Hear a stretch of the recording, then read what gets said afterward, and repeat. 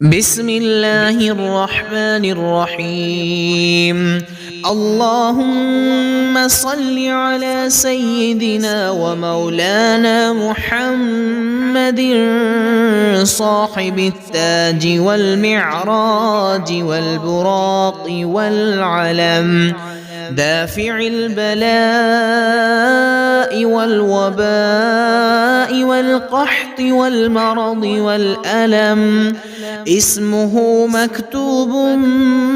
مرفوع مشفوع منقوش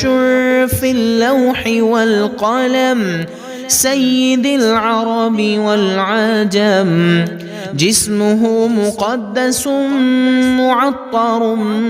مطهر منور في البيت والحرم، شمس الضحى بدر الدجى صدر العلا، نور الهدى كهف الورى مصباح الظلم،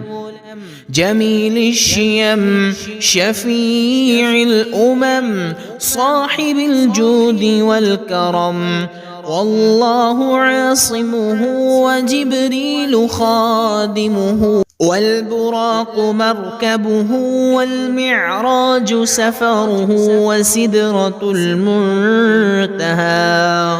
مقامه، وقاب قوسين مطلوبه، والمطلوب مقصوده، والمقصود موجود، سيد المرسلين خاتم النبيين شفيع المذنبين، أنيس الغريبين رحمة للعالمين، راحة العاشقين مراد المشتاقين،